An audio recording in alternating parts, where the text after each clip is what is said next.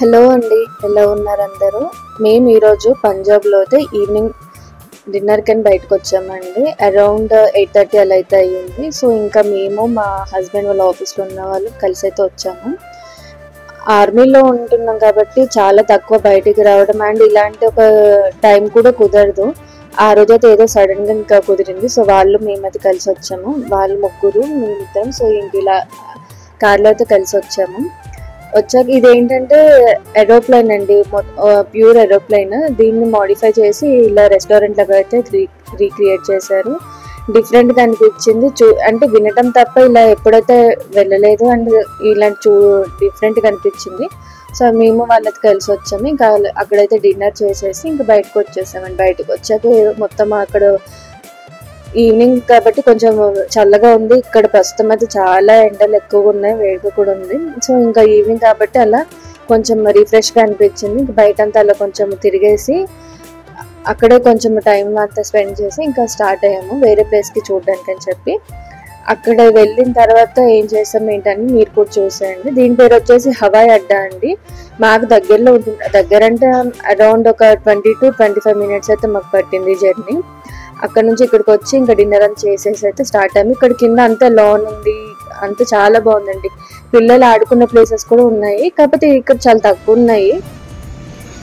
మాతో వచ్చిన వాళ్ళ అబ్బాయి అయితే ఈ అబ్బాయి బుడ్డోడు ఇంకా అన్ని ట్రై చేద్దామని చెప్పి ఇంకా ఏడుస్తూనే ఉన్నాడు. సో వాళ్ళైతే వాళ్ళ డాడీ ఈ కార్ని అయితే ఎక్కించాడు. కార్ అయితే నడిపించలేమండి, జస్ట్ రిమోట్ కార్. ఇంకా వాడైతే అలా కూర్చుంటే ఇంకొకరు దీన్ని అయితే ఆపరేట్ చేశారు. బట్ వాడి సాటిస్ఫాక్షన్ కోసం ఇంకా వాళ్ళ నాన్న అయితే దీన్ని ఎక్కించారు. ఇది అయిపోయింది, జస్ట్ ఒక్క రౌండ్ అలా 2 rounds వేయించారు. వేసిన తర్వాత ఇంకా బయటకు వచ్చేసాము. ఇదైతే బయట నుంచి వ్యూ ఇలా ఉంది. ఇంకా చిన్నపిల్లలకి ఇలా చిన్న జైంట్ వీల్ లాగా ఉంది కార్తో. ఇది చూడడానికి అయితే బాగుంది. చిన్న చిన్న పిల్లలకైతే ఇది బాగుంటుంది. ఇంక ఇలా వచ్చేసాక బయటకు వచ్చేసామండి. బయటకు వచ్చాక ఫుడ్ అయితే అక్కడ బాగుంది, డీసెంట్ ప్రైజెస్ కూడా అనిపించాయి మాకైతే. ఇంకా అలా తినేసాక బయటకు వచ్చాము.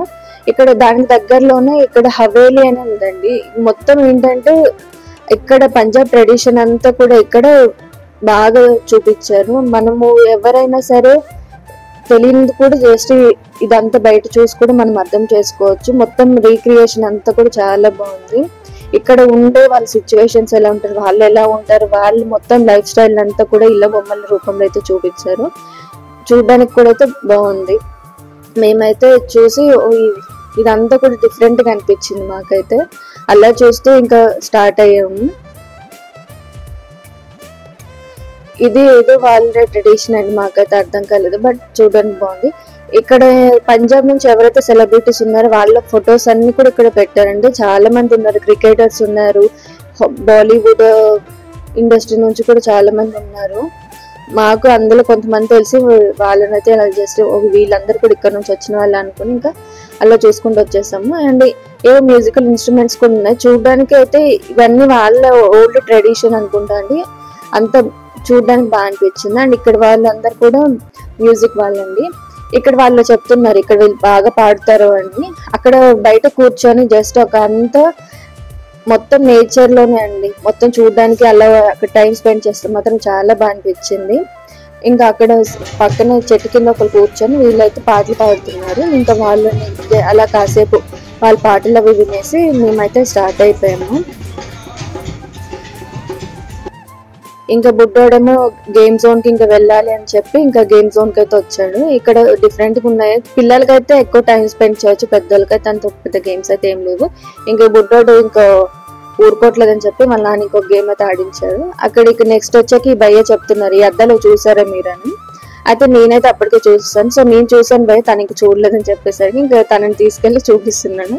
ఇక్కడ ఇలా వాళ్ళైతే చూసి ఇదేంటో డిఫరెంట్ గా ఉందని చెప్పి వాళ్ళు నవ్వుకుంటున్నారు. సో చూడడానికైతే ఇక్కడ చిన్న వాళ్ళని కాదండి, ఇలా ఏంటంటే ఆర్మీ లైఫ్ లో ఎక్కువ స్ట్రెయిన్ ఉంటుంది అండ్ ఎక్కువ టైం స్పెండ్ చేసే టైం ఉండదు కాబట్టి ఇట్లా బయటకు వచ్చి ఇలా కొంచెం టైం స్పెండ్ చేస్తే చాలా రిలీఫ్ అనిపించింది ఆ రోజైతే. ఈ బుడ్డోడు ఇంకా అన్ని కుస్తీలన్నీ పడుతున్నాడు. మా ఆయన అయితే ఇలా చేయి అలా చేయని పోజెస్ కూడా చెప్తున్నాడు. సో వాడైతే ఇంకా అవి చేస్తూ అలా అయితే టైం స్పెండ్ చేసాము.